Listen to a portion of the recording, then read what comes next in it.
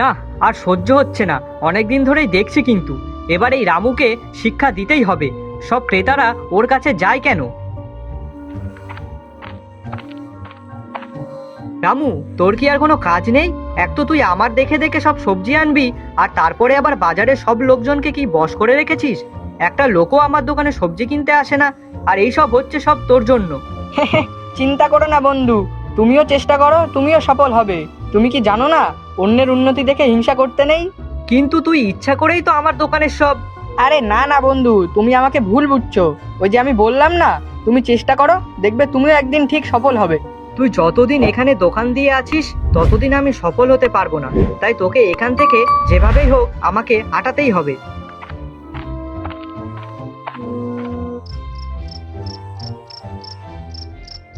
কি গো, কি হয়েছে? তোমাকে এত চিন্তিত দেখাচ্ছে কেন? আর বলো না গিন্নি, ওই রামু বেটাটার জন্য আমার ব্যবসা লাটে উঠেছে। প্রত্যেকদিন সব লোক ওর কাছ থেকেই সবজি কিনবে, কেউ ফিরেও তাকায় না আমার দিকে। এখন ওই রামুটাকে কি করে জব্দ করব তাই ভাবছি। ও আচ্ছা, এই ব্যাপার। হ্যাঁ গো গিন্নি। আচ্ছা শোনো তাহলে, আমি যা বলছি তাই করবে।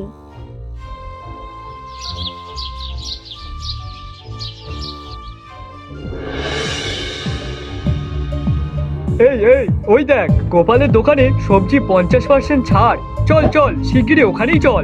হ্যাঁ হ্যাঁ, চলো সবাই।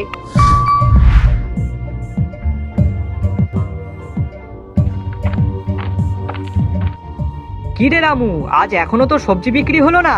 হা হা হা হা। চিন্তা করো না বন্ধু, তুমিও চেষ্টা করো, দেখবে তোমারও হবে।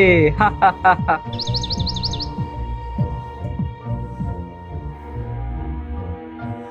ছি দাদা, আপনি সবজি 50% ছাড় দিয়ে পচা সবজি বিক্রি করছেন? এটা কিন্তু আপনার করা ঠিক হয়নি। হ্যাঁ হ্যাঁ, একদমই ঠিক হয়নি। ইস, যা মনে হচ্ছে তাতে গোপালের কপালে আজ বিরাট দুঃখ আছে। হা হা হা। কি গো, কি হয়েছে? তোমরা সবাই ওখান থেকে ওইভাবে ঝামেলা করে ফিরছো কেন? আর বলো না দাদা, ওর সবজি পুরনো, আধ পচা। আবার কেউ বলছে তুলে নেওয়ার সময় নাকি ওজনেও কম দেয়। ও আচ্ছা, এই ব্যাপার। হা হা, আমি তো আগে থেকেই জানতাম এরপর কি হবে, তবুও আমি তোমাদের বলিনি। হ্যাঁ গো দাদা, এর থেকে যদি তোমার থেকে আমি সবজিগুলো কিনতাম তাহলে এতটা সমস্যা হতো না। ওই 50% ছাড় দেওয়ার নামে সব পচা পুরনো সবজি বিক্রি করছে। আর আমরা সেই লোভে পরে ওখান থেকে সবজি কিনে ঠকেছি। ভুলটা তোমাদের না, অমন সবজি হাফ দামে দিলে যে কেউ সেখান থেকে সবজি কিনবে। কিন্তু তোমাদের একবার বোঝা উচিত ছিল যে এত কম দামে যখন সবজি দিচ্ছে তাহলে নিশ্চয়ই কোনো ভেজাল মেশানো আছে। হ্যাঁ ঠিক বলেছো, আমাদের ওটাই তো ভুল হয়েছে, আমরা একবারও ভেবে দেখলাম না। আচ্ছা ছাড়ো ছাড়ো, যা হওয়ারটা হয়ে গেছে। এখন বলো তো দেখি, তোমরা কে কি নেবে? হ্যাঁ হ্যাঁ, আমাকে 1 কিলো আলু দাও তো। আর আমাকে 500 লঙ্কা, 1 কিলো পেঁয়াজ।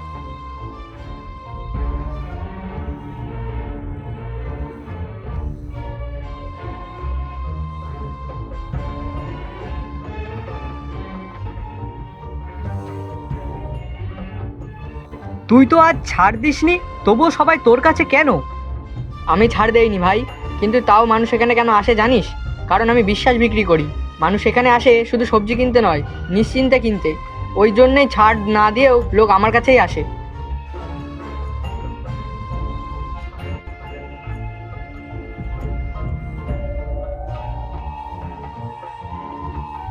গিন্নি, আমাকে একটু জল দাও তো আগে। হ্যাঁ আনছি।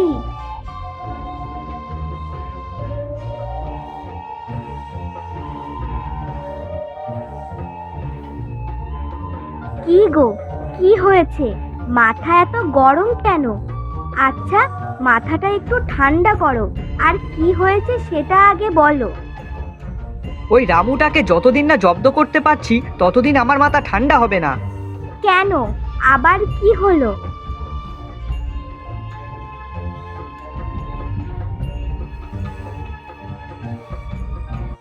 আচ্ছা শোনো তাহলে, লোক তোমার দোকানের পচা সবজির জন্য আসছে না, তাই তো? তাহলে তুমিও এক কাজ করো পরের দিন।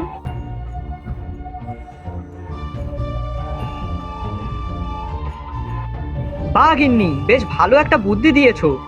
হ্যাঁ, তাহলে আর কি, ঠিক সময় বুঝে তুমি কাজটা সেরে ফেলবে। হ্যাঁ হ্যাঁ, অবশ্যই।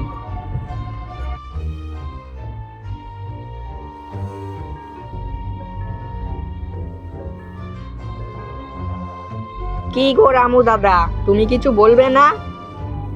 না গো, আমি মুখে কিছু বলবো না, আমি কাজে করে দেখাবো। আচ্ছা তুমি একটু সরে দাঁড়াও তো।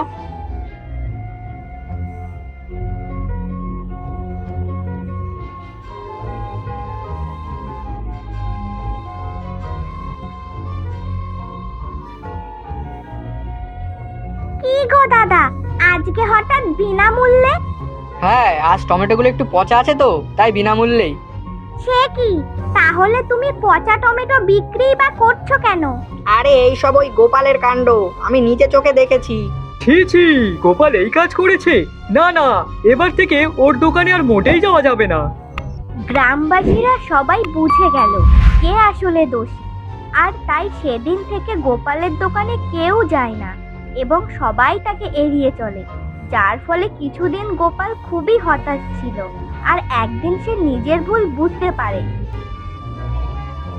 আমার হিংসা আর ফন্দি এইসবের কারণে আজ গ্রামের সব মানুষ আমার দোকান এড়াচ্ছে। না, এইভাবে আর চলা যায় না। আমার সত্যিই এমন কাজ করা উচিত হয়নি। আমি সত্যিই ভুল করেছি। রামুর মতো বুদ্ধি আর সততা আমার নেই। এখন কি করা যায়? না না, আমি আজই রামুর কাছে গিয়ে ক্ষমা চাইবো।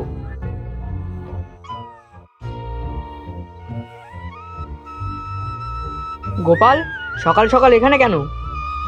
রামু ভাই, আমি ভুল করেছি। আমি হিংসা করেছি, ফন্দি বানিয়েছি।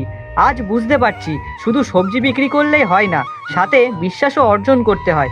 দয়া করে তুই আমাকে ক্ষমা করে দে। গোপাল, ক্ষমা সবসময় করা যায়, কিন্তু মানুষ প্রতারিত করলে তার বিশ্বাস হারায়, আর বিশ্বাস পুনঃপ্রতিষ্ঠা করা খুব কঠিন। তবে হ্যাঁ, তুই চাইলে সব ক্রেতাদের মন আবার জয় করতে পারিস। তার জন্য আমি একটা ছোট টিপসও দিতে পারি। কি টিপস বল? তবে শোন, প্রথমে তুই তোর পচা টমেটোর ফন্দি বন্ধ কর, গ্রাহকদের সাথে সদয় হ, মজার কথা বল, কিন্তু কখনো কাউকে ঠকাস না। আর দিন শেষে নিজেকে প্রশ্ন কর, আমি কি আজকে কাউর ভালো করেছি নাকি কাউকে ঠকালাম? ঠিক বলেছিস রামু, আমি আজ থেকেই এটা চেষ্টা করব। এরপর গোপাল দোকান খোলার নতুন নিয়ম তৈরি করলো।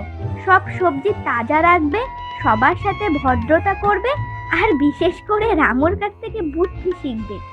আর দুদিনের মধ্যেই গোপালের দোকানেও মানুষ আসতে শুরু করলো। কিন্তু এবার তারা শুধু সবজি কেনার জন্য নয়, গোপালের হাসি আর ভালো আচরণ দেখেও আসতো।